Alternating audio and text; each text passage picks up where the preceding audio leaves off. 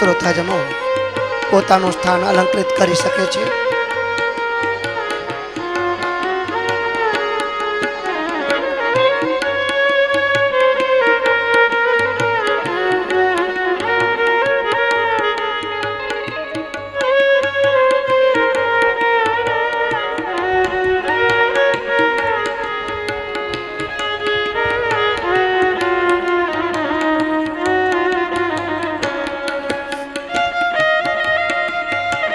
ભૂદેવ શ્રી પ્રકાશભાઈ દવે અને બંને ભૂદેવો મંચ ઉપર આવશે।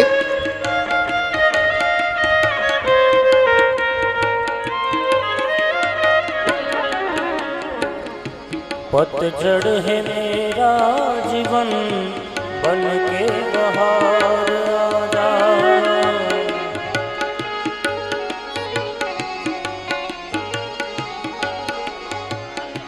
सुन ले पुकार काना बस ये तो बार आजा।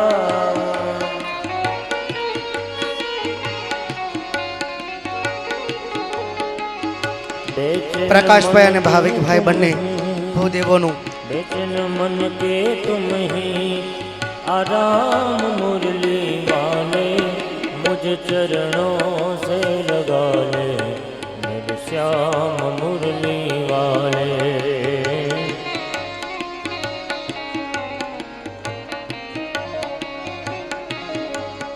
मेरी सांस सांस में तेरा हर नाम मुरली वाले, मुझे चरणों से लगा ले मेरे श्याम मुरली वाले।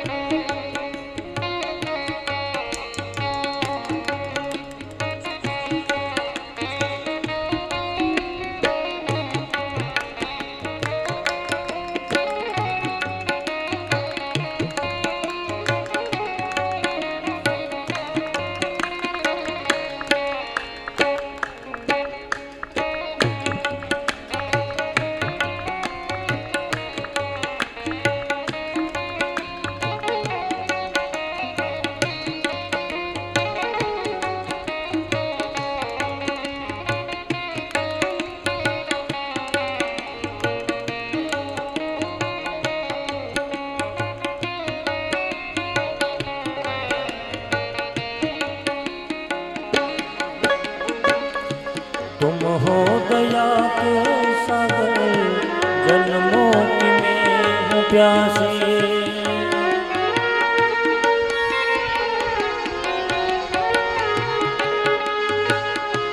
दे दो जगह मुझे भी चरणों में बस जरा सी।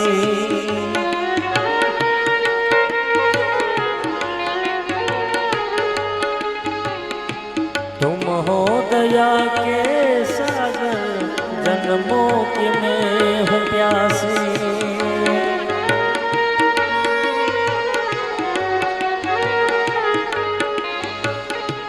दे दो जगह मुझे भी चरणों में बस जरा सी।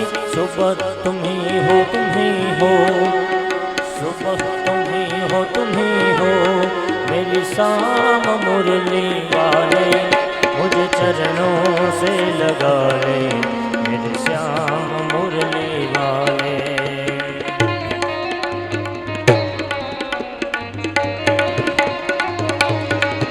मुझे चरणों से लगा ले मेरे श्याम मुरली वाले।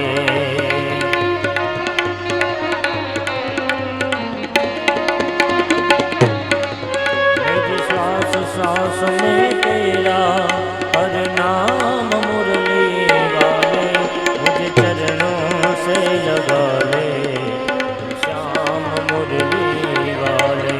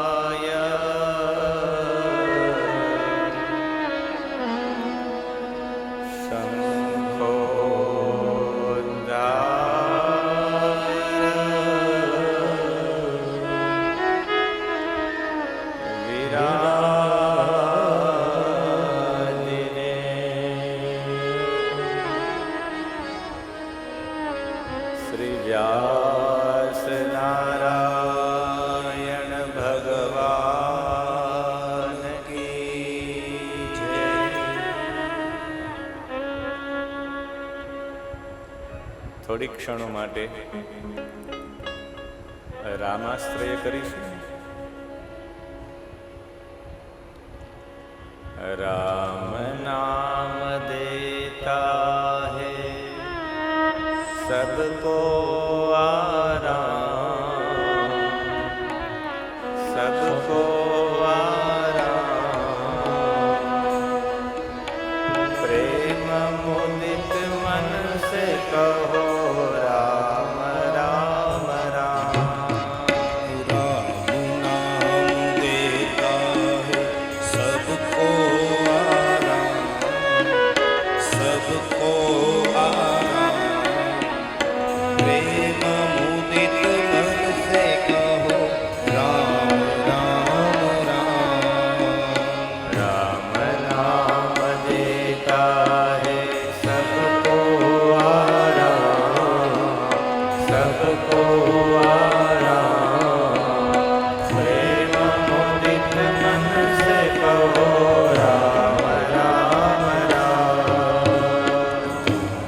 नाम देता है सबको आराम, सबको आराम. प्रेम मुदित मन से कहो राम राम राम.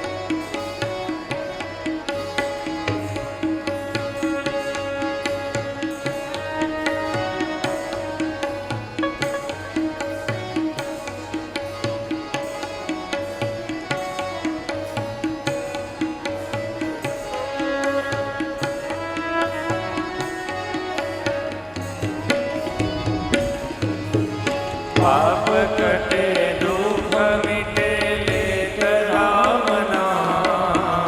पाप कटे दुख मिटे लेत राम नाम। पाप कटे दुख मिटे लेत राम नाम। पाप कटे दुख मिटे लेत राम नाम। निराधार को आधार एक राम नाम। निराधार को आधार एक राम नाम। राम नाम देता है सबको आराम, सबको आराम। प्रेम मुदित मन से कहो राम राम राम। राम नाम देता है सबको आराम, सबको आराम। प्रेम मुदित मन से कहो राम राम राम।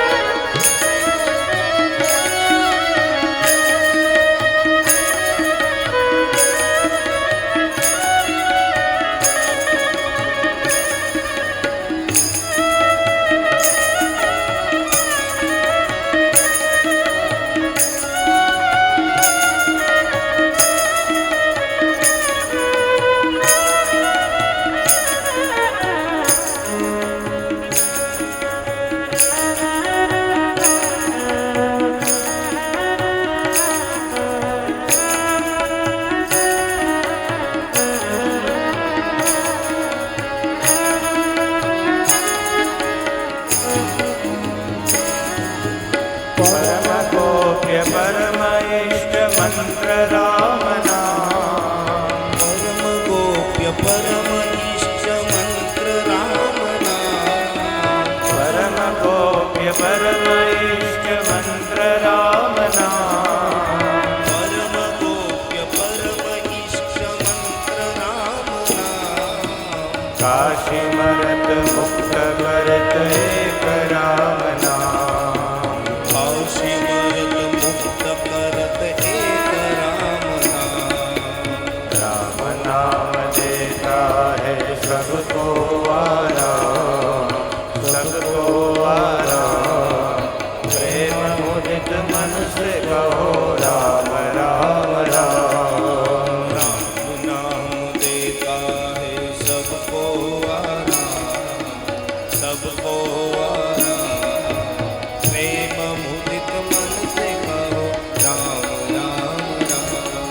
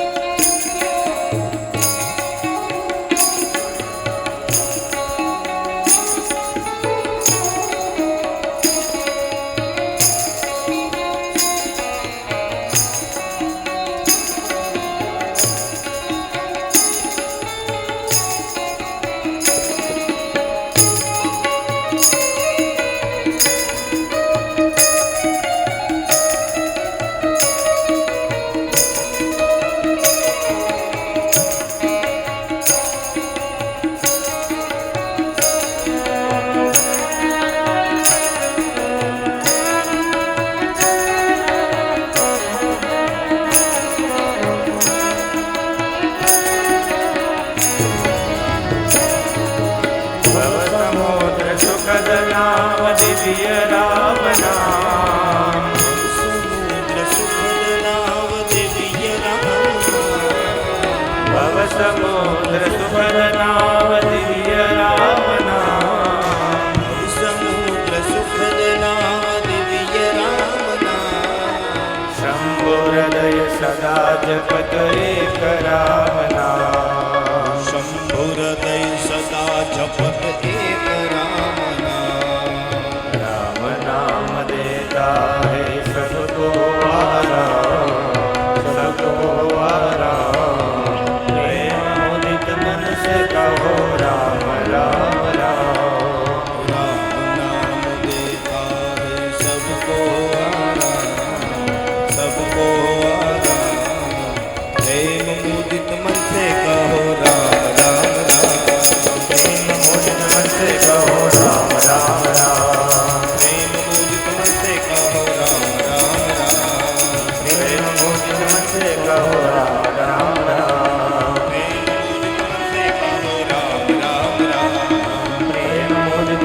કહો રામ રામ રામ. પ્રેમ મુદિત मन से कहो राम राम राम.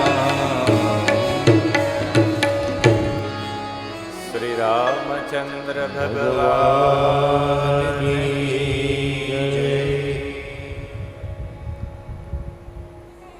હરિઓમ.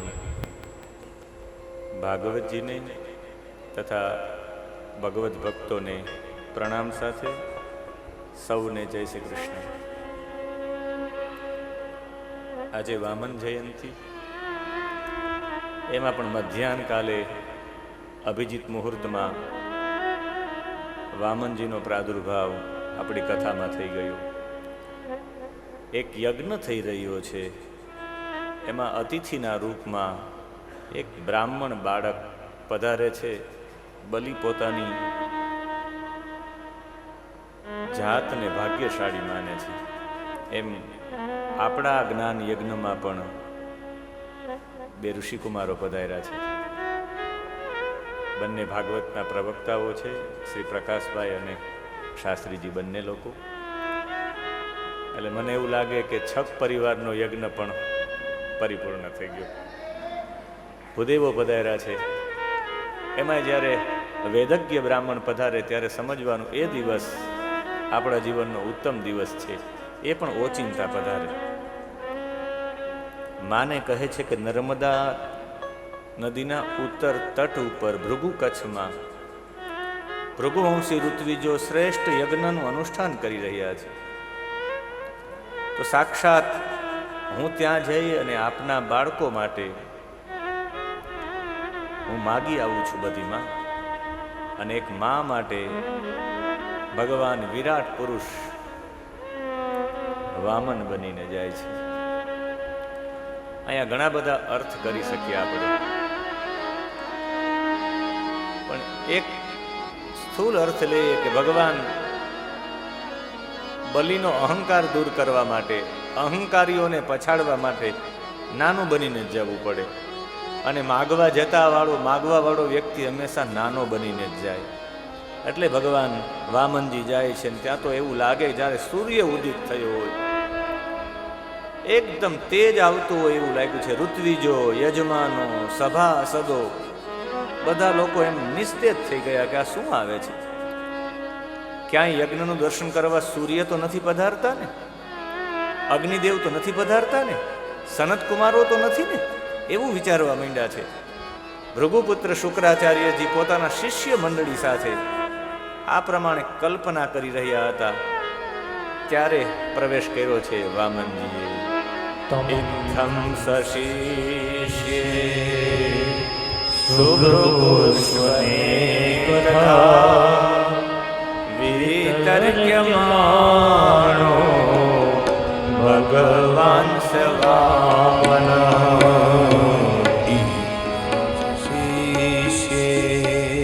શુભૃગુષ્વની કથા વિતર્ક્યમાણો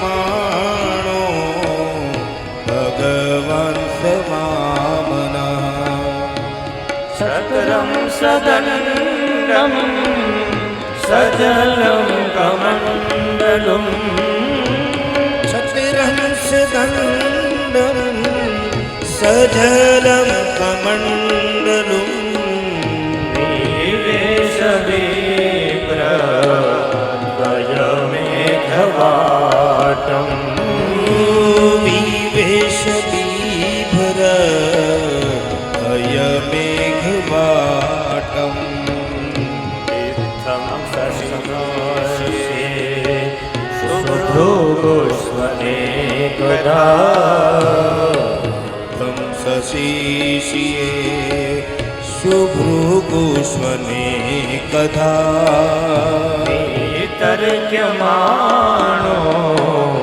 ભગવાન સ વામનઃ. વિતર્ક્યમાણો ભગવાન સ વામનઃ. ઇત્થમ સશિષ્યેષુ, પોતાના શિષ્ય સાથે આવી રીતે ભૃગુષુ અનેકધા વિતર્ક્યમાણા, અનેક પ્રકારના વિતર્ક ચાલતા હતા. સૂર્ય હશે અગ્નિ હશે, સનતકુમાર હશે, ભગવાન સ વામન, ભગવાન વામન ત્યાં બધાયરા. હાથમાં છત્ર છે, છત્રી છે હાથમાં, ઇન્દ્રએ આપેલી. એનો મતલબ છે જેનો ઇન્દ્ર જેવો જેનો પ્રભાવ છે, ઇન્દ્રથી વિશેષ પ્રભાવ કોઈનો છે જ નહીં. ઋગ્વેદમાં સૌથી વધારે સૂક્ત ઇન્દ્રના છે, એટલા બધા પ્રભાવશાળી છે. છત્ર સાથે પધાર્યા, પ્રભાવ સાથે પધાર્યા. સદંડમ, ચંદ્ર જેવો દંડ છે, ચંદ્રએ આપેલો દંડ. એટલે જેટલો પ્રભાવ છે એટલા સૌમ્ય પણ લાગે છે. એટલે એવા ચંદ્રએ આપેલા સદંડમ, સજલમ, સકમંડલુમ, કમંડલ છે હાથમાં, એની સાથે વામનજીએ પ્રવેશ કર્યો છે. યજ્ઞ મંડપમાં વિવેશ બિભ્રદ દ્વય મેઘવાટમ, બટુકે મૃગચરમાં વીટેલું છે, મસ્તક ઉપર જટા છે. વામનના વેશમાં યજ્ઞ મંડપમાં પ્રવેશ કર્યો છે. બધા તેજથી પ્રભાવિત થઈ ગયા છે. બધા દેવતાઓએ, અગ્નિદેવ સહિત બધા દેવતાઓએ માનસિક રીતે પ્રણામ કર્યા છે, ભગવાનનો સત્કાર કર્યો છે. અને આ દર્શન માટે વામનને એક ઉત્તમ આસન આપવાનું. આસનમ આહરત,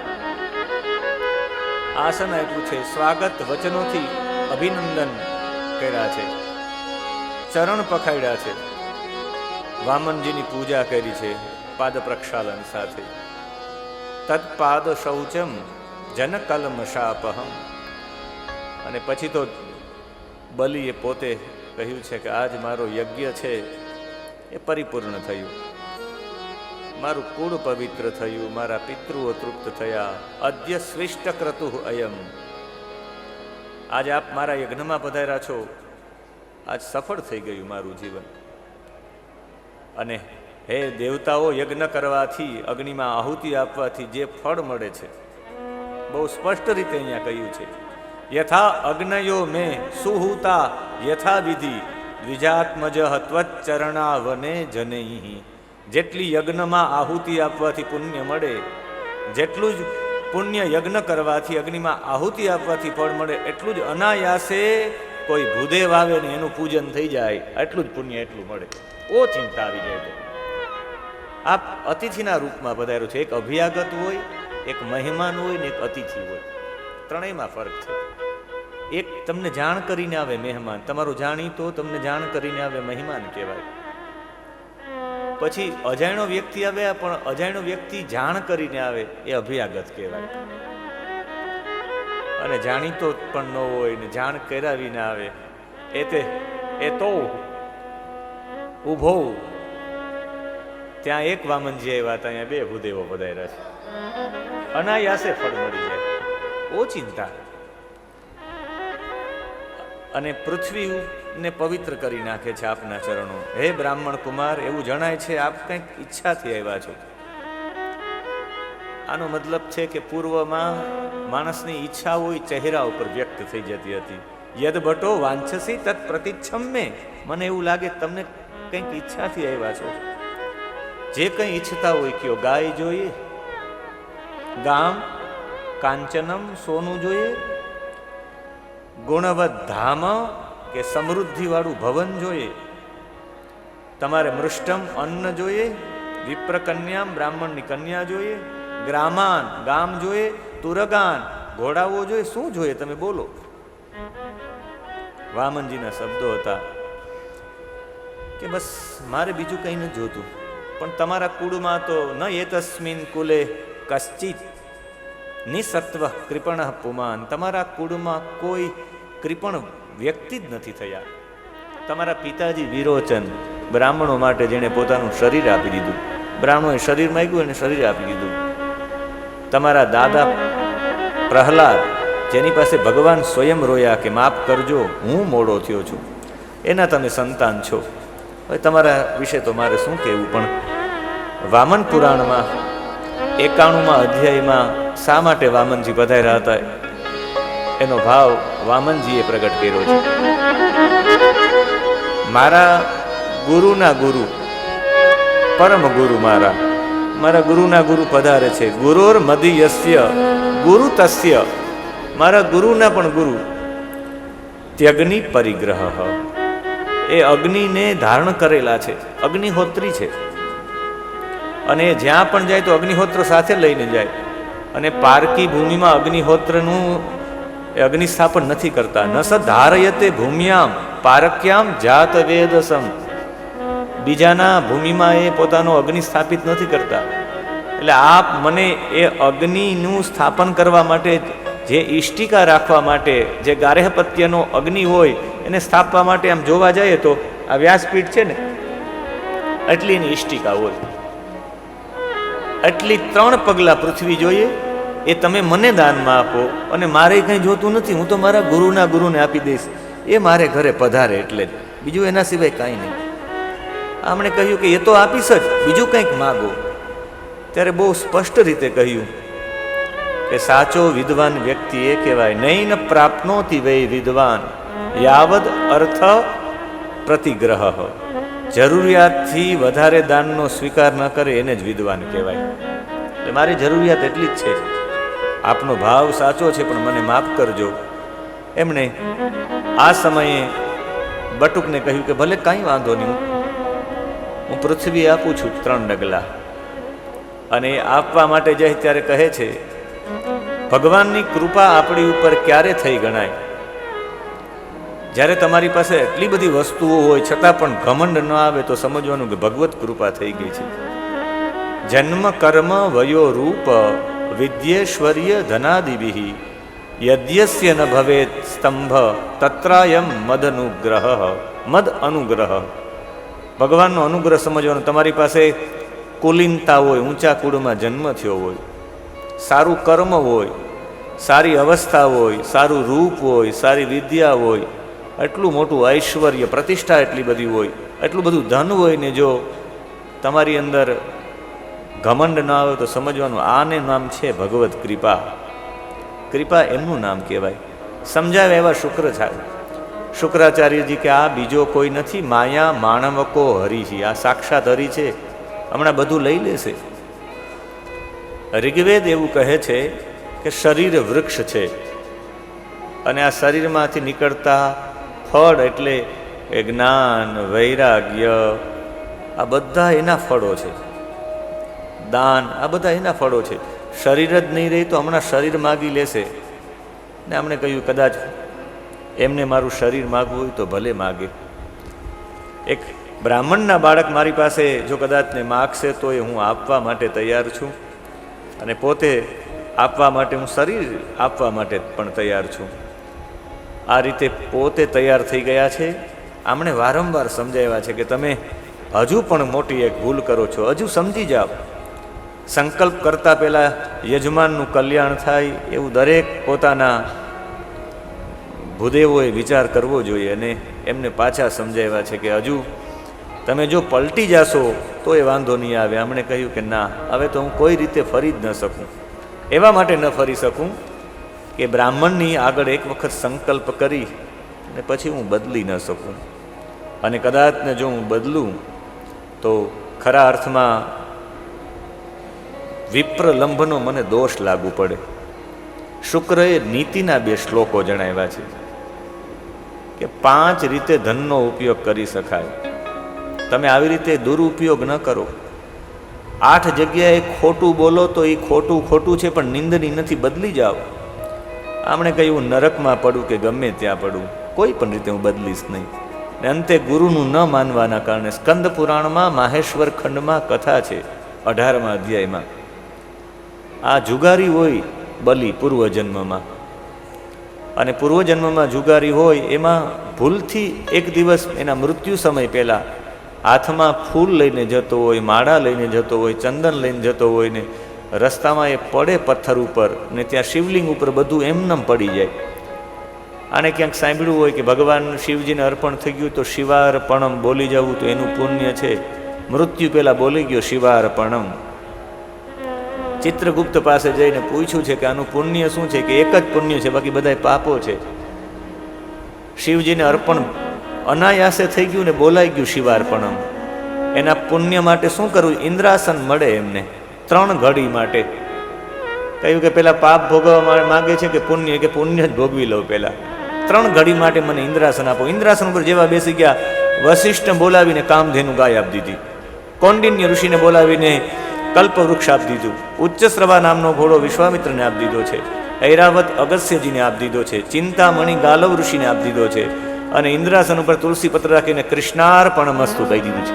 ઇન્દ્ર આવે 3 ઘડીમાં ત્યાં તો બધું આપી દીધું છે કે આ બધું આપી દીધું, હવે તો તું એક જ બાકી રહ્યો છે, આત્મસમર્પણમ, આત્મનિવેદનમ બાકી રહ્યું. તારું મન, બુદ્ધિ, ચિત્ત અને અહંકાર સિવાય તે બધું ભગવાનને અર્પણ કરી દીધું.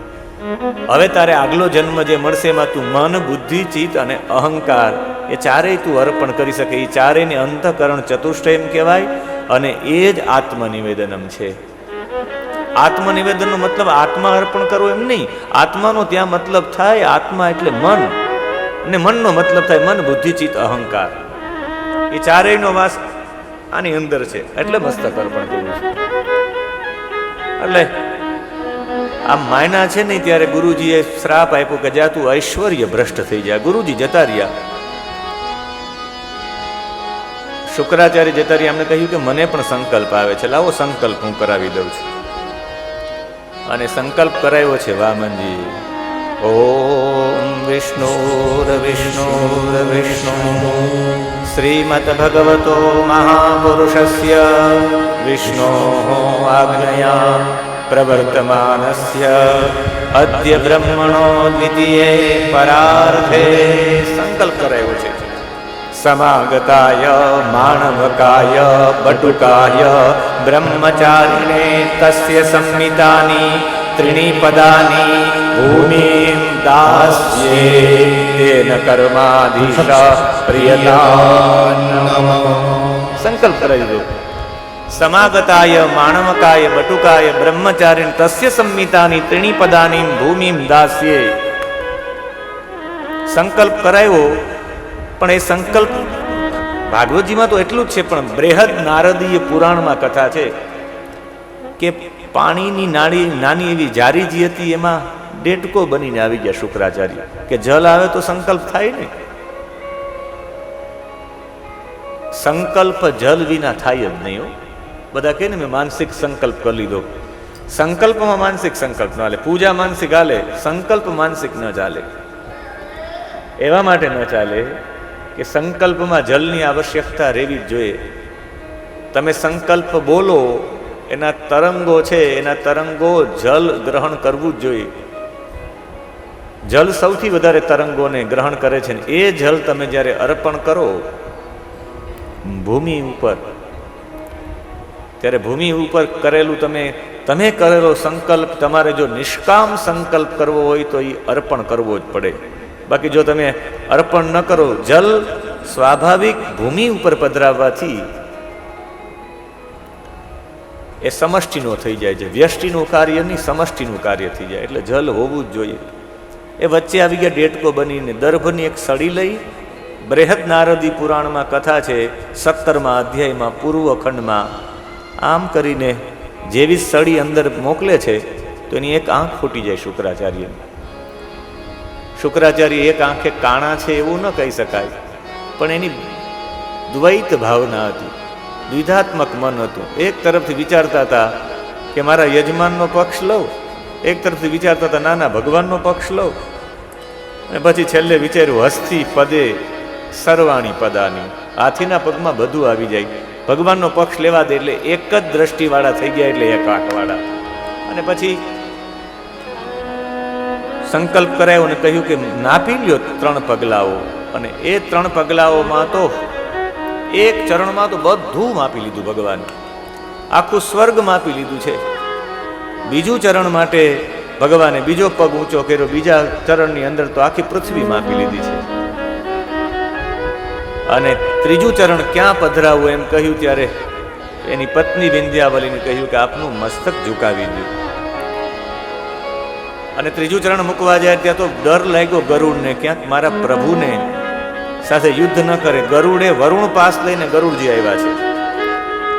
ગરુડજીએ વરુણ પાસથી બાંધી લીધા છે બલીને, અને બલિ આવી રીતે મસ્તક નીચું રાખી અને બંધાયેલા હતા.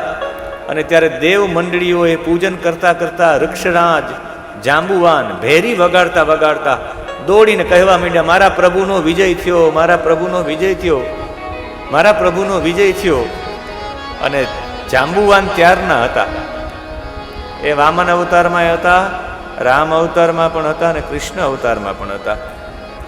ને ત્યારે મસ્તક કર્યું છે આમ કે ભગવાન મારા મસ્તક ઉપર ચરણ પધરાવો. ભગવાને કહ્યું તારા મસ્તક ઉપર શા માટે? પૃથ્વીમાં તમે બધાય નો આવી જાઓ, પૃથ્વીમાં તું આવી જાય અને તારું મસ્તકે આવી જાય.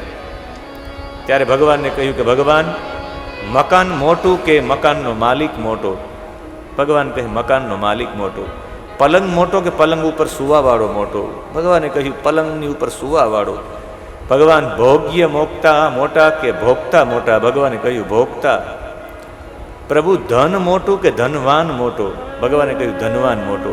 જો આખી આ પૃથ્વી આ સ્વર્ગ બધું મારું હોય તો એનાથી મોટો તો હું કહેવાઉં ને.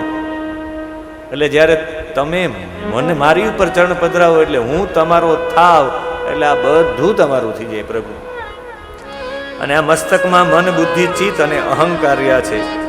મારા મસ્તકની અંદર પણ એક પણ જગ્યાએ અહંકાર ન રહેવો જોઈએ. અહંકાર સંપૂર્ણ દૂર કરવા માટે મસ્તકમાંથી અહંકાર દૂર કરવો પડે. એટલે આપ મારા મસ્તકમાં પધરાવો આપનું ચરણ. અને સીધું જ ભગવાને એના મસ્તક ઉપર ચરણ પધરાયું છે. તમામ દેવી દેવતાઓ છે એ ઉપરથી પુષ્પની વૃષ્ટિ કરવા માંડ્યા છે. ધન્ય છે, ધન્ય છે. આખા મસ્તક ઉપર વૃષ્ટિ થઈ છે અને એ વૃષ્ટિ જોવાની સાથે બધા લોકોએ, જેટલા પણ લોકો હતા એને જય જયકાર બોલાવ્યો છે. ઉદાર શિરોમણી નામનું પદ આપ્યું છે કે આ તો સૌથી મોટા ઉદાર શિરોમણી છે. અને ભગવાને પોતાના એ ચરણને બલિના મસ્તક ઉપર પધરાવ્યું છે અને બલિએ પ્રાર્થના કરી છે. યત્યુત્તમાશ્લોક ભગવાનમેરિતં યથોત્તમ શ્લોક ભગવાનમેરિતં વચો વ્યલીકં સુરવર્યમન્યતે વચો વ્યલીકં સુરવર્યમન્યતે પરોવૃતં તન્ન ભવેત પ્રલંબનં પદં તૃતીયં પુરુષેષ્ણિ મે નિજં પદમ તૃતીયં પુરુષેષ્ણિ મે નિજં. પદમ તૃતીયમ કુરુ શીર્ષણી મે નિજમ. મારા મસ્તક ઉપર ત્રીજું ચરણ ભગવાન પધરાવો. મારા ભયનું કારણ છે એને તમે દૂર કરો. ભગવાને પોતાના ભક્તને ત્રિગુણાતીત કરવા માટે ભગવાને ત્રીજું ચરણ મસ્તક ઉપર પધરાવ્યું છે. ભગવાને જાગ્રત સુસુપ્તિ અવસ્થા અને સ્વપ્ન અવસ્થામાં દૂર કરવા માટે ત્રીજું ચરણ પધરાવ્યું છે મસ્તક ઉપર. ભગવાને એને કાલાતીત ગુણાતીત કરવા માટે ત્રીજું ચરણ પધરાવ્યું છે. એના મસ્તિષ્કમાં પણ એક નાનો વ્યક્તિ બનીને જો કાર્ય કરે ને તો કોઈના માનસમાં પણ અહંકારને રહેવા ન દે. એટલે મસ્તક સુધી વિચારધારા વામનજીએ પહોંચાડી, નાના બનીને પહોંચાડી હતી. તપના માધ્યમથી, પવિત્રતાના માધ્યમથી, બ્રહ્મચર્યના માધ્યમથી બધા દેવતાઓ એને એક એક સામગ્રી આપી. સરસ્વતીએ ગળામાં કંઠ ધારણ, કંઠમાં માળા ધારણ કરાવી લે. જેનો કંઠ સરસ્વતીની ઉપાસના કરે એ કોઈનો અહંકાર દૂર કરી શકે. જેની પાસે 7 ઋષિઓ જેવા સપ્તર્ષિએ કુશ આપ્યો, સપ્તર્ષિ જેવી જેનામાં પવિત્રતા છે એ કોઈનો અહંકાર દૂર કરી શકે. જેનામાં અદિતિ જેવું કોપિન અદિતિ આપ્યું, જેને અદિતિ જેવું બ્રહ્મચર્ય જેના જીવનમાં છે એ કોઈના જીવનનો અહંકાર દૂર કરી શકે. અને એવા અહંકારો દૂર કર્યા ત્યારે બધા લોકોએ ઉપરથી પુષ્પની વૃષ્ટિ કરી છે ને એક નામ આપ્યું છે ઉદાર શિરોમણી. ભગવાને કહ્યું 8મા મન્વંતરમાં જાઓ તમે ઇન્દ્ર બનશો. અત્યારે તમને સૂતલનું રાજ્ય સોંપવામાં આવે. આજ પછી કોઈ પોતાના શરીરનું દાન આપશે તો એમની પાછળ બલિદાન શબ્દ લાગુ પડશે.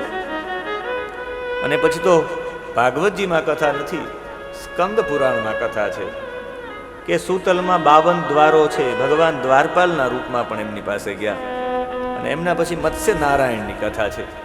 ભગવાન મત્સ્ય નારાયણમાં સત્યવ્રત નામનો એક રાજા હોય છે. અને સત્યવ્રત નામનો રાજા રાજર્ષિ હોય છે. રાજા અને ઋષિ જેવું જેમનું જીવન છે. કૃતમાલા નામની નદીમાં એ જાય છે અને ત્યાં એક માછલીનો એ ભાવ ગ્રહણ કરી માછલી કહે મને લઈ જાઓ તમારી સાથે. એ માછલીને કમંડલમાં લઈ આવે. ઘરે આવે તો માછલી મોટી થાય. કુંડમાં, નદીમાં અને અંતે સમુદ્રમાં પધરાવે છે. સમુદ્રમાં માછલી જાય ત્યારે સમુદ્રમાં જ્યારે માછલી જાય ત્યારે બંનેનો જે સંવાદ છે એ સંવાદ બીજો કોઈ નહીં, એ સંવાદને લોકો મત્સ્ય પુરાણના નામથી ઓળખે છે. આત્મજ્ઞાનનો ઉપદેશ આપ્યો છે. અને મત્સ્ય નારાયણ જે એમને કહે આજથી 7મા દિવસે સત્યવ્રત રાજાને કહે કે આખી પૃથ્વી ડૂબી જશે ત્યારે તમારે સાથે સાથ ઋષિઓને એક હોડીમાં બેસાડવાના છે, 4 વેદોને હોડીમાં બેસાડવાના છે. અને પછી બેસાડી અને જેટલા પણ બીજ છે આ પૃથ્વીમાં ઔષધિના બીજ એ લઈને તમારે બેસી જવાનું છે. વાસુકી નાગનું દોરડું બનાવજો, મારા શિંગડામાં એ દોરડું પધરાવી દેજો, હું તમને દૂર લઈ જઈશ. પ્રલય શાંત થશે ત્યારે તમને પાછા લઈ આવીશ. પૃથ્વીની ઉત્પત્તિ થશે ત્યારે તમે ફરીથી નવું પૃથ્વીનું સર્જન કરજો. અને એવી રીતે 7મા દિવસે પૃથ્વી ડૂબી ગઈ. સપ્તર્ષિનો બચાવ કર્યો છે, વેદોનો બચાવ કર્યો છે અને અંતે બીજત્વનો બચાવ કર્યો છે. મત્સ્ય નારાયણે શું કામ કર્યું છે? 3 લોકોનો બચાવ કર્યો છે. એક, ઋષિત્વની રક્ષા કરી છે. માછલી એટલે તમે કોઈ દિવસ સૂતી જોવ જ નહીં, એને માછલી કહેવાય. માછલી સતત જાગૃત હોય. તમારે ઋષિત્વ બચાવવું હોય તો સતત જાગૃત રહેવું પડશે. અત્યારે ઋષિત્વની ખામી બહુ છે. ઋષિ જેવું જીવન જીવવાવાળા કેટલા લોકો આંગળીના વેઢા ઉપર ગણી શકાય એવું. આ ઋષિત્વને ટકાવવું હોય તો સતત જાગૃત રહેવું પડે. મને કોઈ પૂછે કે અત્યારે અંતિમ ઋષિ કોણ થયા, તો મને એક જ નામ યાદ આવે, પૂજ્ય બ્રહ્મલીન કૃષ્ણશંકર શાસ્ત્રીજી, પૂજ્ય દાદાજી. ઋષિ જેવું જીવન. ભાગવતજીની પોથી જ લઈને જાય તો પોતે હાથમાં લઈને જાય, એવું નહીં કે વિદ્યાર્થીને દઈ દે. પોતે ત્યાં સુધી પાદુકાય ગ્રહણ ન કરે. બસમાં જતા હોય દૂર સુધી તો પોથીજીને આમ રાખે અને વિદ્યાર્થીઓને સતત કહે રાખે કે ઋષિકુમારો ત્રિકાળ સંધ્યા કરો, ઋષિકુમારો ત્રિકાળ સંધ્યા કરો. એવા માટે હું એને ઋષિ કહીશ કે એણે સૌથી મોટું ભાગવતજી ઉપર કામ કર્યું છે. 21 ટીકો પેતમાં એવી ટીકાઓ એણે એકત્રિત કરીને સંકલિત કરી છે. અમુક ટીકાઓ તો પાંડુલિપિમાં હતી, એને પણ ગ્રંથસ્થ કરવાનું કામ પૂજ્ય દાદાજીએ કર્યું છે. એટલે ઋષિત્વને જાગૃતતા વિના ઋષિત્વ બચે નહીં. એમ વેદત્વ બચાવવું હોય તો જાગૃતતા જોઈએ. પાક્ષિક વિદ્યા છે વેદ. 15 દિવસ સુધી આવર્તન ન કરો તો વેદ ભૂલાઈ જાય. સ્વર તો ચોક્કસ ભૂલાઈ જ જાય. તમારે સ્વર યાદ રાખવા હોય તો 15 દિવસ સુધી જો અધ્યયન ન થાય વેદનું તો બધું ભૂલી જવાય. અમે એક સમયે વેદપાઠી કહેવાતા. મહાદેવભાઈ કોણ? તો કે વેદપાઠી. અત્યારે વેદ ભૂલી ગયો, આવર્તન ન થાય. અમારે સામવેદીજી પણ સાથે જ છે. અમે 2-3 વેદ તો સાથે જ રાખ્યા છે. ગમે તે પ્રસ્તુત કરવાનું થાય પ્રસ્તુત કરી શકાય. અને છેલ્લે બીજત્વ. અત્યારે દર 10 ઘરમાંથી એક ઘરમાં પ્રોબ્લેમ છે સંતાનોનો. શા માટે? બીજત્વ નાશ થઈ ગયું છે. જો જાગૃતતા નહીં હોય તો જેવું તેવું ભોજન કરશો બીજત્વ નાશ પામી જશે. જેવા તેવા વ્યસન કરશો બીજત્વ નાશ પામી જશે. 3જી પેઢી જ નહીં આવે. દાદા ધતુરી પીને ગયા એટલે એ જીન્સ નબળું પડ્યું, એના દીકરો, એનો દીકરો, એનો દીકરો. 4થી પેઢીમાં બધા એવા નમાલા જેવા થઈ ગયા છે કે હાથ ઊંચા કરીને જઈએ ન બોલી શકે. આ છે વ્યસનનું કારણ. બીજત્વ બચાવવું હોય તો જાગૃતતા, સતત જાગતું રહેવું પડશે. આક્રમણો થઈ રહ્યા છે આપણા ઉપર. જાગૃત નહીં રહેવું તો બધું ખોઈ બેસવું આપણે. એ રીતે મત્સ્ય નારાયણ જે ઉપદેશ આપ્યો, આત્મજ્ઞાનનો ઉપદેશ, એને મત્સ્ય પુરાણના નામથી ઓળખે છે. અને આજે પણ પ્રલયકાલમાં સમુદ્રમાં જ્યારે બ્રહ્માજી નિદ્રાધીન હતા, સર્જન શક્તિ જ્યારે લુપ્ત થઈ ગઈ હતી, ત્યારે શ્રુતિઓને ચોરીને હયગ્રીવ નામનો એક દૈત્ય એને પાતાળમાં લઈ જતો હતો. ત્યારે હયગ્રીવને હણી અને શ્રુતિઓને બ્રહ્માજીને પાછી મેળવી આપી. એવા સત્યવ્રત નામના રાજા સપ્તર્ષિઓને બ્રહ્મતત્વનો ઉપદેશ જેને આપ્યો, એવા ભગવાન મત્સ્ય નારાયણને હું વંદન કરું છું. 8મા સ્કંદના છેલ્લા અધ્યાયના છેલ્લા શ્લોક સાથે મત્સ્ય નારાયણની કથા વિરામ થાય છે. પ્રલય ભય સિદ્ધાતો સુપ્ત શક્તિર मुखेभ्यः श्रुतिगणमनीतम् प्रत्युपादत्वा दितिजमकथययो ब्रह्म सत्यव्रतनाम् तमहमखिल हेतु जिह्वमीनं नतोऽस्मि। એ મત્સ્ય ભગવાન નત અસ્મિ, હું તમને નમન કરું છું. એ સાથે અષ્ટમ સ્કંદને દ્વારિકાધીશના ચરણોમાં સમર્પિત અને એ સાથે નવમ સ્કંદ અને નવમ સ્કંદની શરૂઆતમાં સૌથી પ્રથમ જ આ મત્સ્ય નારાયણની કથાને જોડતા સાથેની જ વાતો છે. અને એ સમયે શુકદેવજી પોતાના પરીક્ષિતજીને પોતાના ભાવ સાથે કહે છે કે તમારે હવે જો મનુનો વંશ સાંભળવો હોય, એ જ સત્યવ્રત હતા, એ પ્રલય પૂર્ણ થયો પછી પાછા આવ્યા ને પૃથ્વી ઉપર એ મનુ થઈને મનુએ આખો વંશ ચલાવ્યો છે. જો હું આપને મનુ વંશ વિશે જો કથા કહેવાનું કહીશ તો બહુ વિસ્તારપૂર્વક છે, એટલી બધી વિસ્તારપૂર્વક છે કે એમાં હજારો વર્ષ જતા રહેશે તો પણ એનું વર્ણન કરી શકાય એમ નથી. છતાં પણ હું એક પ્રયત્ન કરું છું. શ્રૂયતા માનવો વંશ પ્રાચુર્યેણ પરમ તપ ન શક્યતે વિસ્તરતો વક્તુમ વર્ષસતેરપી.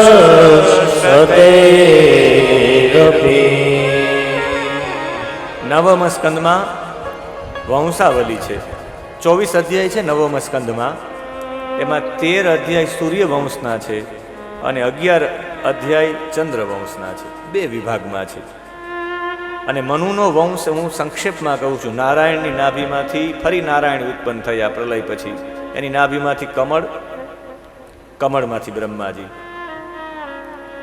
આપણે ઘણી વખત આ બહુ વિચિત્ર જેવી કથા લાગે કે દર વખતે નારાયણ આવે, નારાયણની નાભીમાંથી કમળ થાય, અમે કમળમાંથી બ્રહ્માજી થાય અને બ્રહ્માજી સૃષ્ટિનું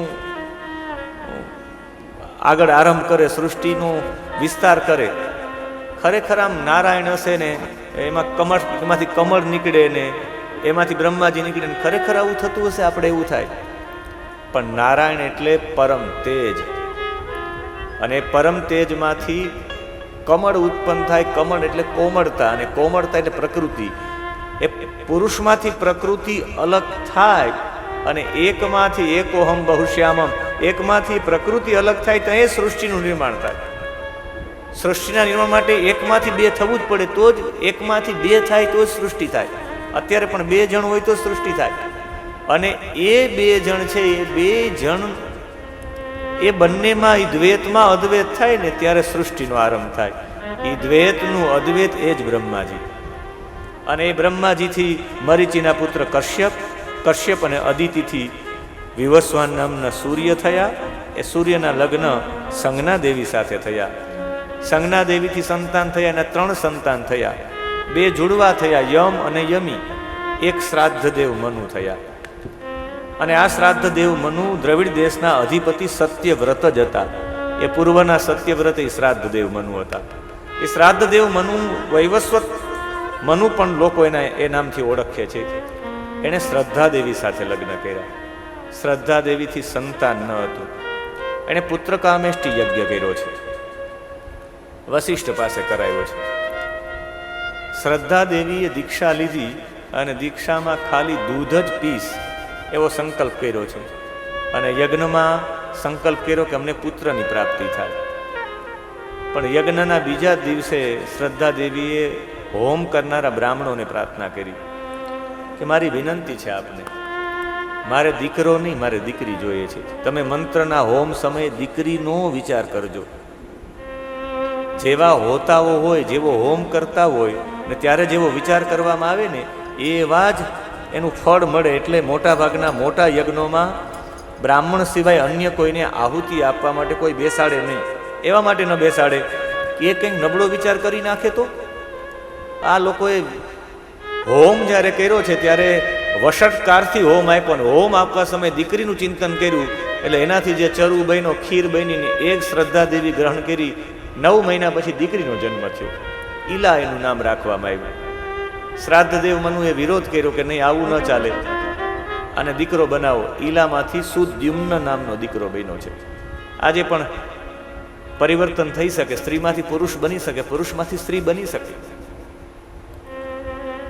અને એ સુદ્યુમ્ન ઘોડો લઈને અંબિકાના વનમાં ગયો તો ઘોડોય ઘોડી બની ગયો ને એ પણ પોતે સ્ત્રી બની ગયો. અને પછી ત્યાં જ ફરતા ફરતા એને લગ્ન કરી લીધા બુધ સાથે. ને એ ચંદ્ર નો પુત્ર બુધ, અને બુધ સાથે ઈલાના લગ્ન થયા. એનાથી પુરુરવા થયો, એનાથી આખો ચંદ્રવંશ ચાલ્યો છે. પણ આ સૂર્યવંશની કથા છે. એનો દીકરો પાછો ન આવ્યો એટલે શ્રાદ્ધદેવ મનુ અને શ્રદ્ધા દેવીએ ફરી યજ્ઞ કર્યો અને ફરી 10 સંતાનો ઉત્પન્ન થયા. ઇક્ષ્વાકુ, નૃગ, સરિયાતી, દૃષ્ટ, ધૃષ્ટ, કરુષ, નરિષ્યંત, પૃષદ્ર, નભગ 10 પુત્રો થયા. અને આ 10ની જો ચર્ચા કરવા જાય તો એની ચર્ચા પણ બહુ વિસ્તૃત અને બહુ લાંબી છે. એમાંથી થોડા અનુકૂળ છે એ બધાના ચરિત્રો આપને જણાવું. એમાં એક પૃષદ્ર હતો, જેણે ગૌ હત્યા કરી. કહ્યું કે શુદ્ર જેવું કામ કર્યું છે, જંગલમાં જતો રહે, બહાર નીકળતો નહીં. જંગલમાં આગ લાગી તો એ ગુરુના વચનથી નીકળ્યો નહીં બહાર. અંતે એ પણ ભગવાનને પ્રાપ્ત થઈ ગયો. અને એમ થતાં થતાં કરુષક પુત્ર હતો, એનાથી પણ ક્ષત્રિયો બન્યા છે. એમ આગળ જતા એના સંતાનોમાં શરિયાતી થયો, જેની દીકરી હતી એક સુકન્યા એનું નામ હતું. એણે જંગલમાં એક ઋષિની આંખોમાં, રાફડામાં હતા ચ્યવન ઋષિ, એની આંખોમાંથી જ્યોતિ કાઢવાનો પ્રયત્ન કર્યો અને એ આંધળા થઈ ગયા. અંતે દીકરી પરણાવી દીધી શરિયાતી. આ શરિયાતીના 3 પુત્રો થયા, ઉત્તાનબરહી, આનર્ત અને ભૂરિશેણ. આનર્તે જે ભગવાનને પ્રાર્થના કરીને 100 યોજનનો ટુકડો પધરાવ્યો પૃથ્વી ઉપર, ગર્ગ સંહિતા, અને એ જ આજનું બેટ દ્વારિકા છે, વૈકુંઠનો ટુકડો છે. એનો દીકરો આનર્તનો રેવત થયો, એનો કકુદમી રેવત થયો. કકુદમી રેવતની દીકરી રેવતી થઈ, જે બલદેવજી સાથે પરણ્યા. 27 ચતુર્યુગી વીતી ગયા. બ્રહ્માજી પાસે પૂછવા ગયા સભામાં, ત્યાં નૃત્ય ચાલતું હતું, ત્યાં થોડો સમય વીતો, અહીંયા યુગો વીતી ગયા. 27 ચતુર્યુગી વીતી ગયા. કહ્યું કે હવે દ્વાપરમાં બલરામજી લગ્ન કરશે. એનો એક 9મો દીકરો હતો નભગ. નભગનો દીકરો થયો નાભાગ. નાભાગે પોતાના પિતાજી એના ભાગમાં આવ્યા હતા, ભાઈઓએ ભાગ પાડી લીધો ને કહ્યું કે તારા ભાગમાં બાપા આવ્યા છે.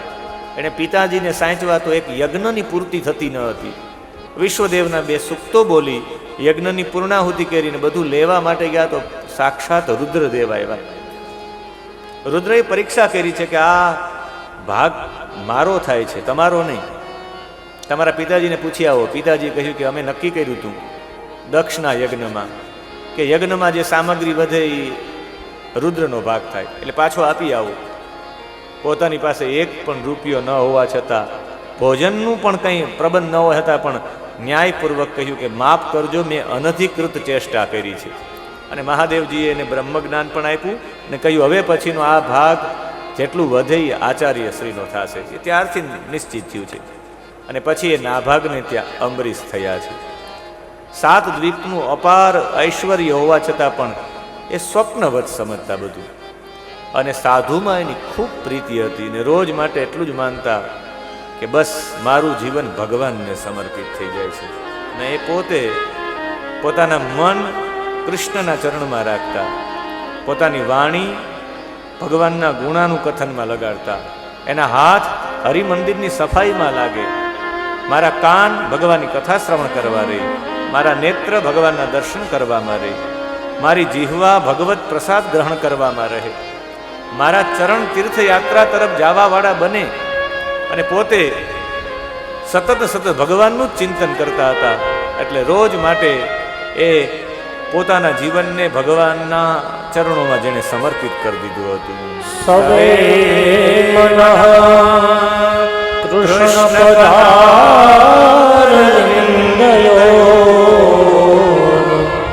વચાંસી વૈકુંઠ ગુણાનુવર્ણને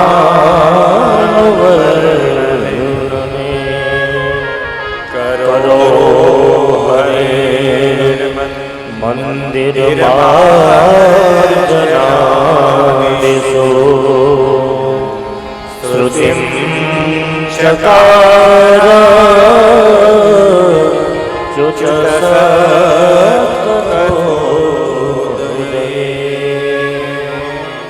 એણે વિચાર કર્યો છે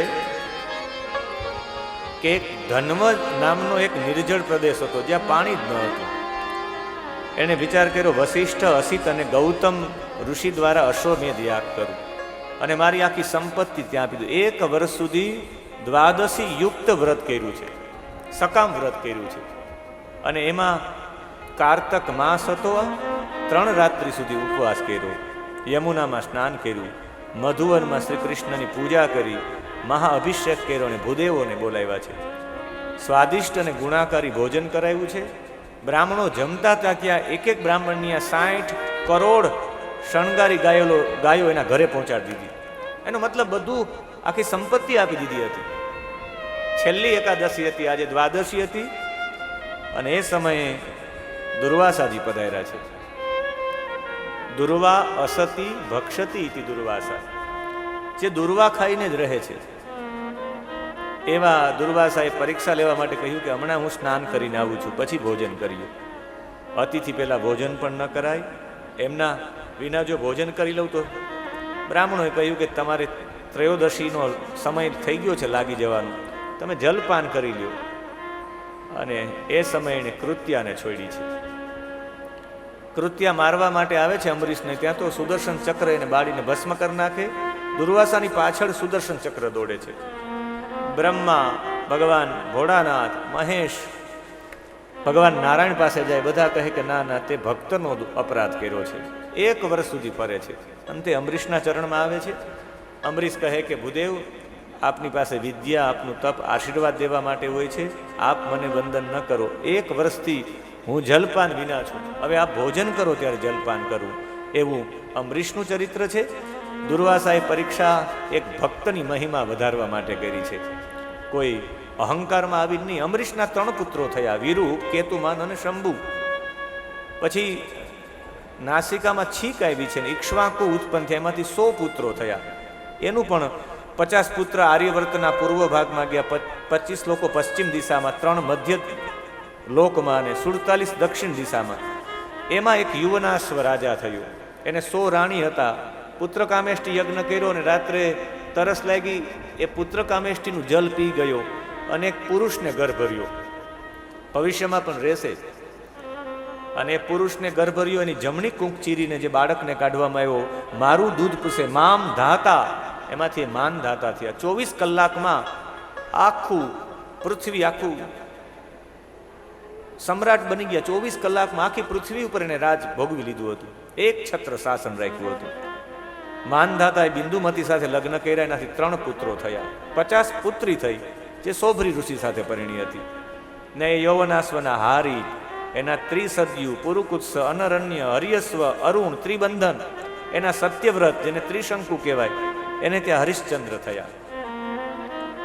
વરુણને પાસે સંકલ્પ કર્યો હતો કે મારી અહીંયા દીકરો આવશે તો હું વરુણને બલિ આપીશ. અને પછી જ્યારે પણ દીકરાને લેવા જાય તો બાના કરે કે હજી તો એના દાંત નથી આવ્યા, ને એને આ નથી, 5 વર્ષનો છે ને નાનો છે ને. એના બદલામાં શુનક્ષેપ નામનો એક બ્રાહ્મણના બાળકને બલિદાનમાં આપવા જતા હોય ત્યારે એને બચાવવા માટે વિશ્વામિત્ર આવે અને વશિષ્ઠ અને વિશ્વામિત્રને અહીંયાથી ઝઘડો ચાલુ થાય છે. રોહિતના હરિત, હરિતના ચંપ, એમ વિજય, ભરૂક, બાહુક થયા. ને એમાં બાહુકનું મૃત્યુ થયું ત્યારે એની પત્નીને કોઈએ ઝેર આપી દીધું. એણે ઝેર સાથે એક બાળકને જન્મ આપ્યો, એ જ બીજા કોઈની સગર, ગરેણ સહ, ગર એટલે ઝેર.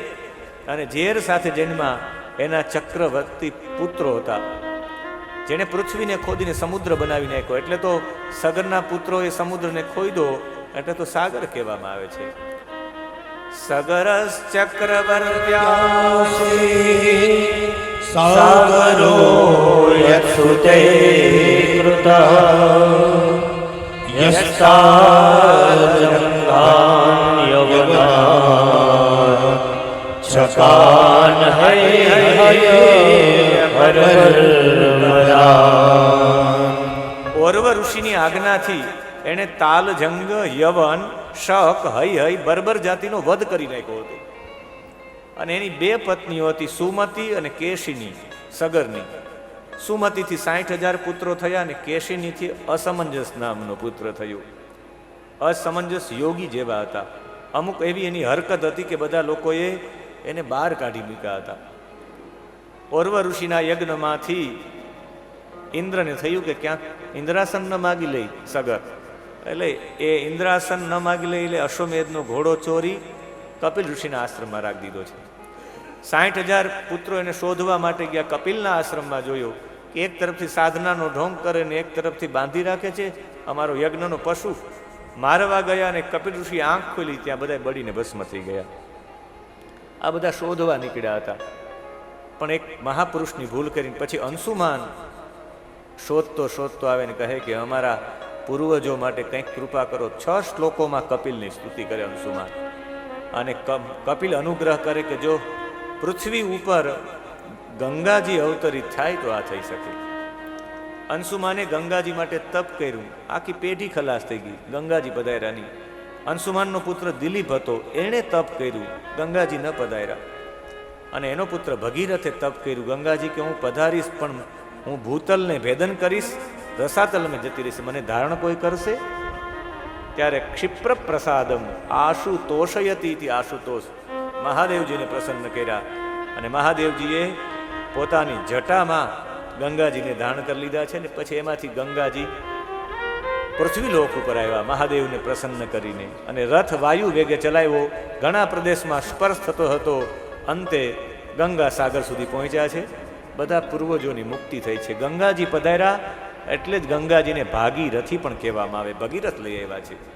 ભાગીરથીના શ્રુત થયા, એના નાભ થયા, એના સિંધુદ્વીપ થયા, એના અયુતાયુ થયા, એના ઋતુપર્ણ થયા, એના સર્વકામ, એના સુદાસ થયા. એને સૌદાસ, કોઈ કલમાશપાદ પણ કહેતા. 12 વર્ષ સુધી એ રાક્ષસ થઈને રહ્યા હતા. અને એ પ્રમાણે એની પત્ની હતી દમયંતી. 7 વર્ષ સુધી એણે ગર્ભ ધારણ કર્યો, કોઈ રીતે ગર્ભને બહાર લઈ આવે જ નહીં. વશિષ્ઠએ પથ્થર લઈને પેટમાં માર્યો છે, અશ્મ એટલે પથ્થર. એનાથી જે સંતાન થયું એ અશ્મક નામનો રાજા થયો. અશ્મકના મૂલક, મૂલકમાં આગળ જઈને વંશ ચાલ્યો, એમાં દશરથ થયા, એમાં ઐડવીડ થયા, એના વિશ્વસહ થયા, એના ખટવાંગ થયા. દેવતાઓ સાથે રહી અને એણે દાનવો સામે યુદ્ધ કર્યું છે. અને યુદ્ધ કરવાના કારણે બધાએ કહ્યું કે માગો શું જોઈએ?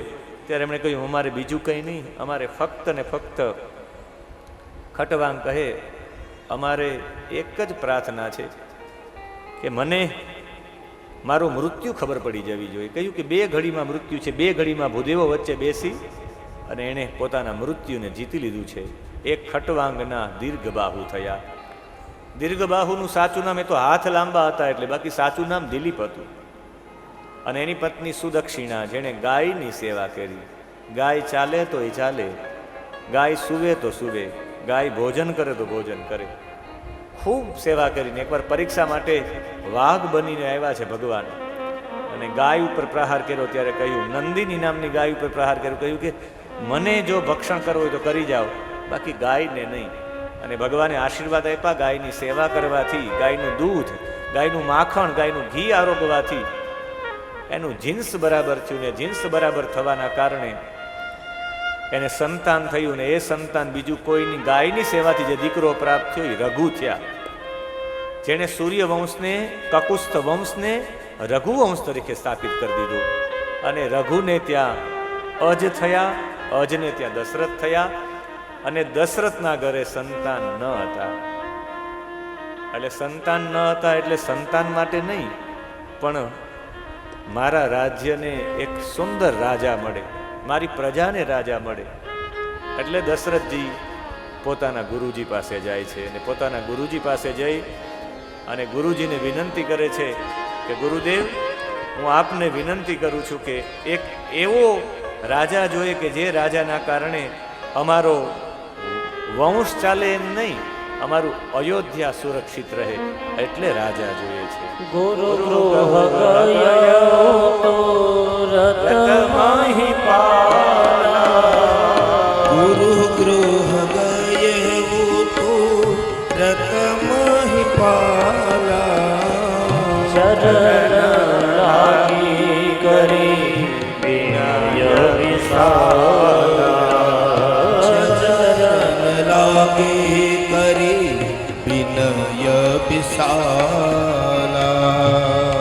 પોતે ગુરુદેવ પાસે જઈ અને ચરણમાં પડીને કહ્યું છે કે પ્રજા માટે રાજા જોઈએ. અને દશરથે ખરા અર્થમાં હમણાં જ મારે ધનતેરસના દિવસે દશરથજી ઉપર મારે બોલવાનું થયું. દશરથ રાજાને એટલું બધું અયોધ્યા વાલું હતું કે પોતાના રાષ્ટ્ર માટે જેટલું રામને વાલું હતું એટલું દશરથને વાલું હતું. દશરથે રાત્રિના સમયે નિપાને મહિષમ રાત્રો ગજાશ્વાભ્યા દિનમ નદીમ, રાત્રિના સમયે એક અવાજ આવતો હતો. શ્રવણકુમાર પાણી ભરી રહ્યા હતા અને જ્યારે ડોળું પાણી આવતું હતું એટલે ડોળું પાણી પધરાવતા હતા પાછું નદીમાં.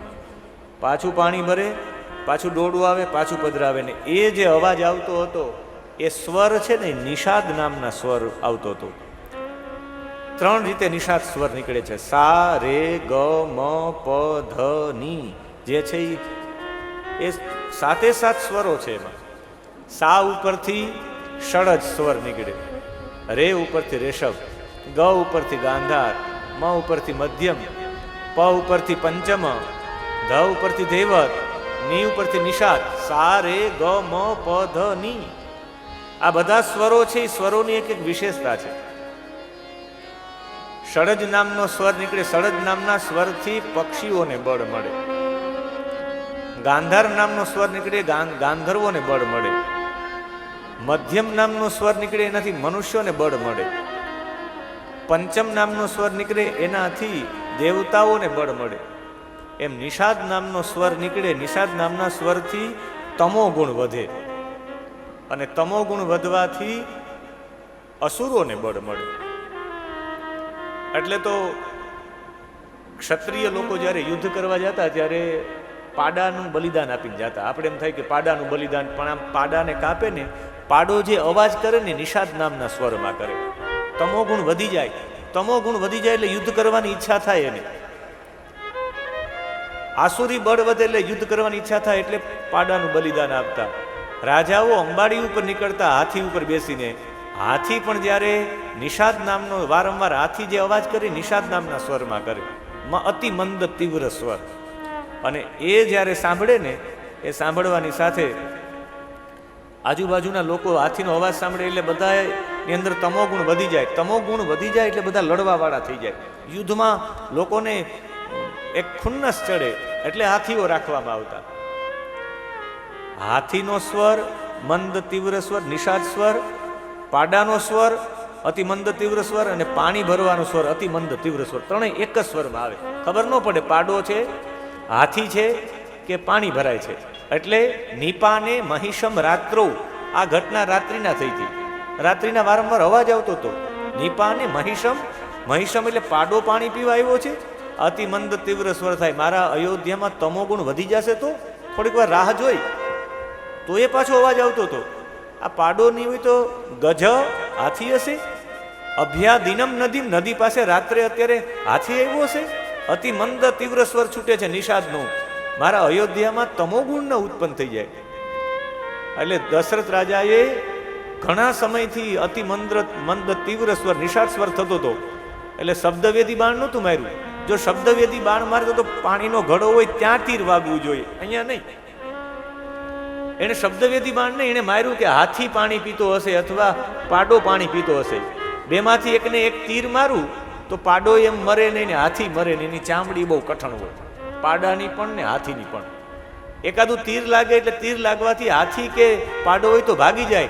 વેલો મારા રાજ્યમાંથી ભાગે અને મારું રાજ્ય અસુરોથી મુક્ત થઈ જાય, તમો ગુણથી મુક્ત થઈ જાય. પોતાના રાજ્યને તમો ગુણમાંથી મુક્ત કરવા માટે દૂરથી બાણ માર્યું છે. એને કોઈ શિકાર કરવા નહોતા ગયા, કોઈ વ્યક્તિને મારવા માટે દશરથ ગયા જ ન હતા. દશરથ સાવ નિર્દોષ છે. આવી રાષ્ટ્રની જેને ચિંતા છે એને સૂર્યવંશ કહેવાય. એને ખરા અર્થમાં અયોધ્યાના રાજા બનવાનો હક છે. અને એ હક થઈને એ ગુરુને કહી શકે કે મેં આવી રીતે મારા રાજ્યની રક્ષા કરી છે તો મારે એવું સંતાન જોઈએ છે એમ નહીં. આ રાજ્યને ચલાવવાળો મારે સુંદરમાં સુંદર રાજા જોઈએ છે. એ રાજા કેવી રીતે પ્રાપ્ત થાય? મનુષ્યથી ઉત્પન્ન થાય તો એ રાજા બરાબર ઉત્પન્ન ન થાય, યજ્ઞથી ઉત્પન્ન થાય તો રાજા બરાબર ઉત્પન્ન થાય. એટલે યજ્ઞીય રાજા જોઈએ. તપસ્વી રાજા જોઈએ. મારા 3 ભાગમાં હું સુરતમાં, રાજસ્થાનમાં 3 જગ્યાએ સબ પર રામ તપસ્વી રાજા 3 ભાગમાં બોલ્યો છું. રાજા તપસ્વી, સબ પર રામ તપસ્વી રાજા 3 પાર્ટમાં બોલ્યું. તપસ્વી રામ રાજા હતા, પણ તપસ્વી રાજા હતા. શેના કારણે તપસ્વી હતા એના બધા કારણો આપ્યા છે. પણ આજે તો મારે રામજી અને કૃષ્ણજીનો બેયનો જન્મ આજે આપણે બધા ભાગ્યશાળી છો. આજે આપણી કથામાં 6 જન્મ છે. સવારમાં નૃસિંહ પ્રાગટ્ય થયું, વામન પ્રાગટ્ય થયું, રામજીનું પ્રાગટ્ય થશે. ખાલી રામજીનું પ્રાગટ્ય નહીં, પછી બલરામજીનું પ્રાગટ્ય થશે, પછી કૃષ્ણનું પ્રાગટ્ય થશે. આ 5. ને આજ અમારા જયદીપભાઈ શાસ્ત્રીજીનું પણ પ્રાગટ્ય દિવસ છે. એટલે અમારા જયદીપભાઈ શાસ્ત્રીજીનો પણ પ્રાગટ્ય દિવસ, એટલે એક હારે બધાય મનાવવાના છે આપણે. 6 એક સાથે. અને અમે 6 ભગ હોય ને તો 6 ઐશ્વર્ય સાથે 6 ભગ હોય ને તો ભગવાન કહેવાય. એટલે આજ બધા ભગવાનનું અવતરણ છે. એટલે આવા રાષ્ટ્રની રક્ષા કરવા વાળા છે, એને ત્યાં બાળક પણ એવો થવો જોઈએ. કહ્યું કે તમે યજ્ઞ કરાવો, યજ્ઞથી તમને ઉત્પન્ન થશે બાળક. અને કહ્યું કે ગુરુદેવ તમે ચાલો, જે વશિષ્ઠજી શ્રાદ્ધદેવ મનુનો પુત્ર કામેષ્ટિ યજ્ઞ કરાવી શકે એ આનો ન કરાવી શકે. પણ આણે કહ્યું કે નહીં, તપસ્વી વ્યક્તિથી યજ્ઞ થવો જોઈએ. અને એ બીજા કોઈની વિભાંડક ઋષિના દીકરા છે, શૃંગી ઋષિ, જેણે આજીવન બ્રહ્મચર્ય પાડ્યું હતું. ઘણા બધા લોકો કે યજ્ઞથી કંઈ બાળકો ઉત્પન્ન થાય, પણ થાય. જેનું અતિ બ્રહ્મચર્ય હોય ને, એના શરીરના પરસેવામાંથી પણ એનું રેતસ નીકળતું હોય, એની આંખમાંથી પણ નીકળતું હોય, એના બધામાંથી રેતસ નીકળે. અને રેતસ સ્થાપવાનું કેમ, જેને અત્યારે આપણે IVF કહીએ છીએ, જેને ટેસ્ટ ટ્યુબ બેબી કહીએ છીએ, એનાથી પણ ઘણા બધા એવા છે કે જે બીજા કોઈ માધ્યમથી રેતસ અંદર પધરાવી શકાય. અને મોટો યજ્ઞ થાય ત્યારે આચાર્ય પોતે કુશકંડિકા કરવા માટે પોતે આચાર્યને જવું પડે.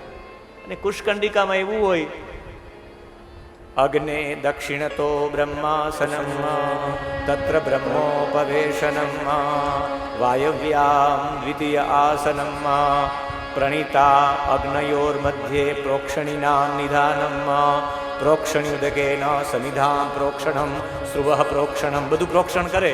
અને પછી અધિશ્રિતે ચરોહો પ્રતપનમ જ્વલિતોલ્મુખેન પર્યગ્નિકરણમ, એક બળબડતો અગ્નિ હોય, એની વચ્ચે તમારે ઘી પધરાવવાનું, અને જે ચરુ, જે ખીર બનાવવાની હોય આચાર્ય પોતે બનાવે, પોતે યજ્ઞકુંડના મધ્યમાં મૂકે.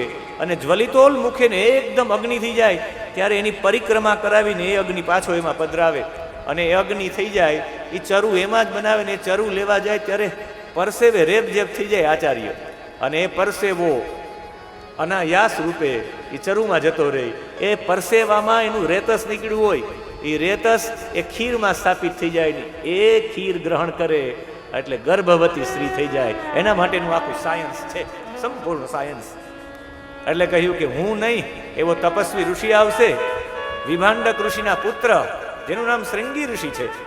અને શૃંગી ઋષિને બોલાવવામાં આવ્યા છે પુત્ર કામ શુભ યજ્ઞ કરાવવા. અને ભગતિ સહિત મુનિ આહુતિ દિને.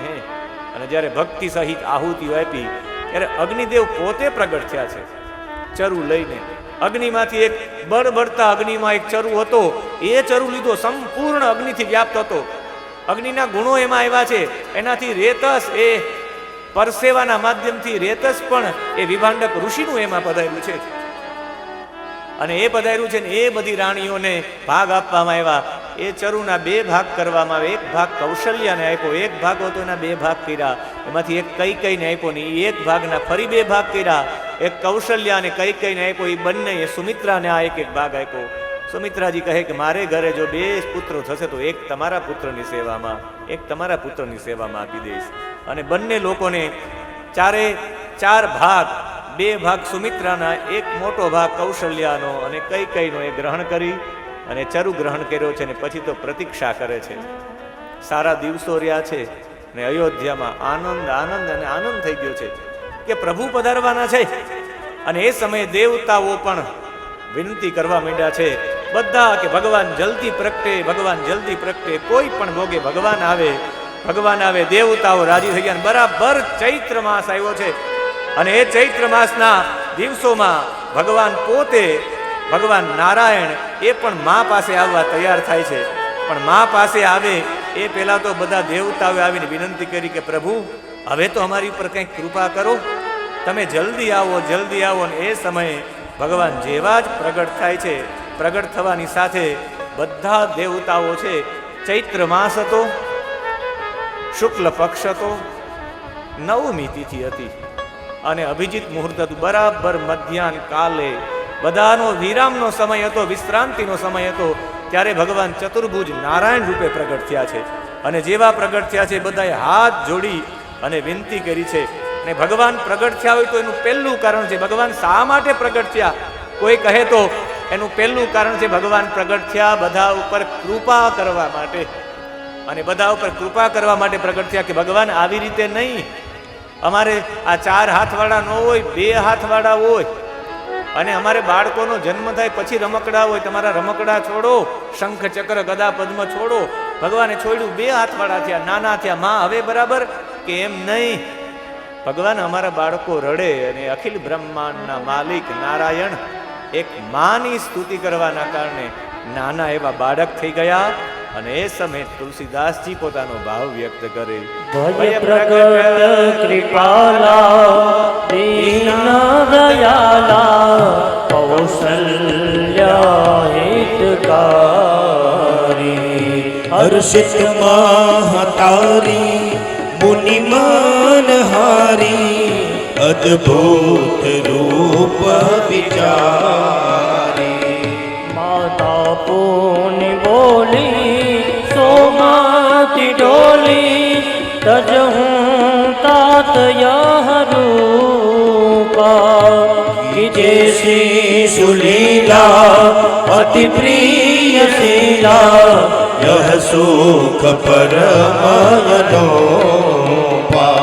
सुनि बचना सुजाना रोदन ठाना कोई बालक सुर गोपा यह चरित जिगावहि हरिपद पावहि तेन परहि भवकूपा भय प्रगट कृपाला दीना दयाला कौशल्या हितकारी विप्रधेनु सुरसंहित लीनः मनुज अवतार निज इच्छा निर्मित तनु माया गुण गोपा ભગવાન પ્રગટ થઈ ગયા છે અને એ સમયે તસ્યાપી ભગવાન એશ સાક્ષાત બ્રહ્મમયો હરિ, સાક્ષાત હરિ બ્રહ્મમય છે. અંશાશેન ચતુર્ધાગાત પુત્રત્વમ પ્રાર્થિત સુરૈ, દેવતાએ પ્રાર્થના કરી એટલે ભગવાન હરિ જ 4 અંશમાં વિભાજિત થઈ ગયા. ચતુર્ધાગ 4 ભાગમાં ભગવાન આ રામ, લક્ષ્મણ, ભરત અને શત્રુઘ્ન 4 હરિનો જ અવતાર છે. એમાં એકેયને ન માનવું જોઈએ. અને 4 હરિના રૂપમાં જ પધાર્યા છે. તમે રામ, લક્ષ્મણ, રામને જ હરિનો અવતાર માનો એવું નથી. રામ, લક્ષ્મણ, ભરત અને શત્રુઘ્ન 4 હરિનો અવતાર છે. અને આ 4 જ્યારે પ્રગટ થયા 24 શ્લોકોમાં લીલા છે રામજીની. 2 અધ્યાયમાં છે પણ 24 શ્લોકો તો રામ લીલાના એટલા બધા સુંદર આપ્યા છે. અને રામજી ઉપર તો વારી જવાની ઈચ્છા થાય. આ રામજી પોતાના જીવન દરમિયાન રામજીના આદર્શો જુઓ તમે. નાનપણમાં એણે અધ્યયન કર્યું છે રામજીએ. અધ્યયન કરવાની સાથે વશિષ્ઠજી પાસેથી આખી પદ્ધતિ શીખી છે. અને યોગ વાસિષ્ઠ રામાયણ છે. કેટલો સંવાદ છે વશિષ્ઠજીનો અને રામજીનો સંવાદ. રામજી અધ્યયન કરીને આવે પછી અંદરથી એવું થઈ જાય કે આ દુનિયામાં કંઈ કરવા જેવું નહીં. અંદરથી મૂંઝાતા હોય છે. અને એ સમયે તીર્થયાત્રા માટે રામજી જાય છે. રામજી આખા ભારતની તીર્થયાત્રા કરી છે. એવું જરાય વિચારતા નહીં કે રામજી આપણા ગુજરાતમાં નથી આવ્યા, વનવાસમાં નથી આવ્યા રામજી ગુજરાતમાં. પણ એટલું હું ચોક્કસ કહી શકું, રામજી વનવાસમાં નથી આવ્યા, પણ એ પેલા ભગવાન 16 વર્ષના નહોતા થયા એ પેલા તો આખા ચારે ચાર ખૂણાના સમુદ્ર સુધી આવી ગયા છે, ચારે દિશાના સમુદ્ર સુધી આવ્યા છે. અને જો એ હાલો આપણે માનીએ ઉત્તર દિશામાં સમુદ્ર નથી, પણ બરોબર મધ્યમાં તો સમુદ્ર છે ને. એટલે એનો મતલબ છે ગુજરાતમાં આવી ગયા, એક તરફ પશ્ચિમનો સમુદ્ર, આમ પૂર્વમાં સમુદ્ર છે ત્યાં આવ્યા, અને એના પછી લંકા પાસેના સમુદ્ર પાસે પણ ગયા, ને આમ પણ ખાડીમાં પણ મહારાષ્ટ્ર તરફ પણ ગયા છે. બધી દિશાના સમુદ્ર તરફ રામજી ગયા છે. એનો મતલબ આપણા ગુજરાતમાં પણ એની બાલ અવસ્થામાં રામજી આવી ગયા છે. અને પછી પોતાના ઘરે આવે છે કે આ તો વિશ્વામિત્ર આવે છે કે હું તમારા દીકરાઓને લઈ જવા માંગુ છું યજ્ઞની રક્ષા માટે.